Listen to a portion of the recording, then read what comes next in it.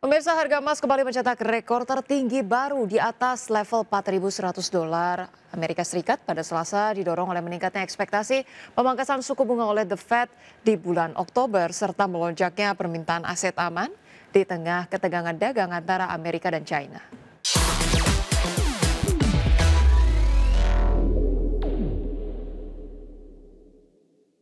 Emas spot menguat 0,9% menjadi 4.145 per troy ounce setelah tembus ataupun sempat menembus rekor 4.179 dolar di awal sesi. Sejak awal tahun, harga emas meroket sekitar 57% dan menembus level psikologis 4.100 dolar untuk pertama kalinya pada perdagangan Senin.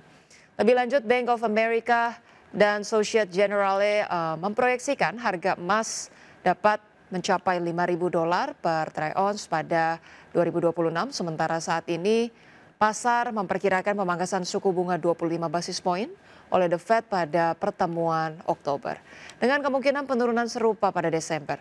Chairman Fed Jerome Powell menegaskan bahwa kondisi tenaga kerja dan inflasi belum menunjukkan perubahan signifikan sejak pertemuan terakhir pada bulan September. Ya, selanjutnya pemirsa, dari bursa global, bursa Wall Street berakhir variatif pada perdagangan Selasa setelah investor mencerna laporan kinerja kuartalan dari sejumlah bank kakap Amerika Serikat. Pernyataan terbaru Chairman The Federal Reserve Jerome Powell serta meningkatnya ketegangan dagang antara Washington dan Beijing. Ya pemirsa, pada akhir perdagangan Selasa, indeks S&P 500 ditutup melemah 0,16% ke posisi 6.644. Kemudian indeks Nasdaq Composite menyusut 0,76% ke level 22.521. Sedangkan indeks Dow Jones Industrial Average menguat 0,44% ke level 46.270. Sementara itu dari bursa Eropa, pemirsa, bursa ekuitas Eropa melemah pada perdagangan Selasa, tertekan kekhawatiran baru terkait dengan ketegangan perdagangan antara Amerika Serikat dan China, serta penurunan tajam saham Michelin. Sementara investor juga mencermati perkembangan politik di Perancis yang tengah dilanda oleh krisis pemerintahan. Pemirsa, indeks Stock 600 ini ditutup turun 0,37% menjadi 564,54. Indeks DAX Jerman melemah 0,62% ke level 24.236 dan indeks CAC 40 di Prancis terkoreksi 0,18% ke posisi 7.919.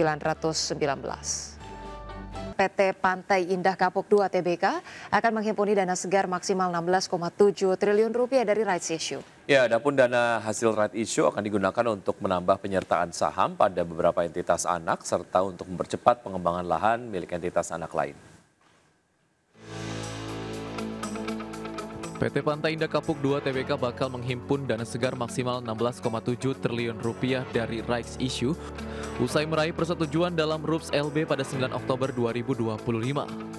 Berdasarkan hasil rapat, para pemegang saham yang mewakili 96,86% total saham dengan hak suara menyetujui penerbitan sebanyak-banyaknya 1,21 miliar saham baru dengan nominal Rp100 dan harga pelaksanaan Rp15.000 per saham. Dana hasil rights issue bakal digunakan untuk menambah penyertaan saham pada beberapa entitas anak, termasuk PT Bangun Kosambi Sukses Tbk atau CBDK, PT Panorama Eka Tunggal, PT Cahaya Inti Sentosa, dan PT Karunia Utama Selaras. Langkah tersebut menjadi bagian dari strategi memperkuat fundamental bisnis dan mendukung pengembangan kawasan Pantai Indah Kapuk 2. Presiden Direktur Perseroan Sugianto Kusuma atau Aguan menyatakan akuisisi CBDK merupakan langkah strategis untuk memperoleh investasi penting seperti Nusantara International Convention Exhibition dan Hotel Hilton Peak 2 Jakarta yang diproyeksikan menjadi sumber pendapatan berulang. Dana rights issue juga akan digunakan untuk mempercepat pengembangan lahan milik entitas anak lain. Berbagai sumber IDX Channel. Ya, emiten pertambangan PT Central Omega Resources Tbk mengantoni lonjakan pendapatan dan laba bersih sepanjang Januari hingga September 2025 sejalan dengan kenaikan produksi perseroan. Ya, berdasarkan laporan keuangan per 30 September 2025, pendapatan perseroan mencapai 1,24 triliun rupiah atau lebih tinggi 29,58% secara year on year. Kemudian laba bersih tercatat sebesar 442,37 miliar rupiah atau melonjak 52,79% secara year on year. Direktur Perseroan Feni Silviani Budiman menyampaikan hasil tersebut merupakan implementasi strategi perseroan dalam menanggapi dinamika pasar. Ia pun menyatakan bahwa perseroan berkomitmen untuk mempertahankan momentum ini dan akan terus berfokus pada penciptaan nilai jangka panjang bagi seluruh pemangku kepentingan.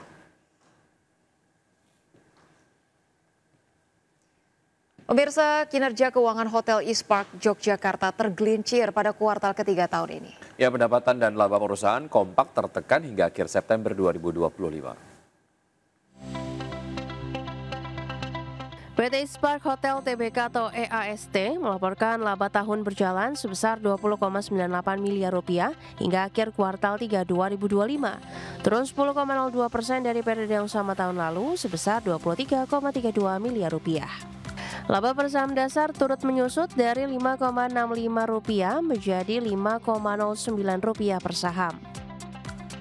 Pendapatan EAST ikut tertekan hingga akhir September 2025 tercatat Rp66,95 miliar, turun 7,74% dari Rp72,57 miliar setahun sebelumnya. Beban pokok pendapatan menurun menjadi Rp16,34 miliar, namun laba kotor tetap susut menjadi Rp50,6 miliar dari Rp53,71 miliar. Setelah dikurangi beban usaha dan penyusutan, laba usaha EAST tercatat Rp24,82 miliar. Dari segi segmentasi, pendapatan penyewaan kamar menurun menjadi Rp46,78 miliar, makanan dan minuman turun menjadi Rp17,02 miliar, namun pendapatan lain-lain naik menjadi Rp3,14 miliar. Di tengah lusunya kinerja, aset perusahaan masih tumbuh menjadi Rp494,46 miliar dengan ekuitas naik ke Rp472,86 miliar dan saldo kas menguat hingga Rp8,64 miliar. Berbagai sumber, IDX Channel.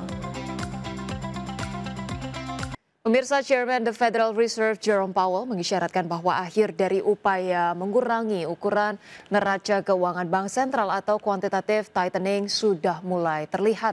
Powell mengatakan bahwa beberapa indikasi telah muncul yang menunjukkan kondisi likuiditas mulai mengetat. Chairman The Federal Reserve Jerome Powell mengisyaratkan bahwa akhir dari upaya panjang Bank Sentral untuk mengurangi ukuran neraca keuangan yang dikenal sebagai quantitative tightening mungkin sudah mulai terlihat. Dalam pidato terbaru, Powell mengatakan bahwa The Fed berupaya memastikan likuiditas di sistem keuangan tetap memadai agar pengendalian suku bunga jangka pendek berjalan efektif. Powell menambahkan bahwa beberapa tanda telah muncul yang menunjukkan kondisi likuiditas mulai mengetat. Ia menyebut The Fed telah melihat adanya penguatan tingkat bunga repo secara umum serta tekanan sementara pada tanggal-tanggal tertentu. Adapun repo merupakan transaksi jangka pendek yang menjadi indikator utama likuiditas di pasar uang Amerika Serikat.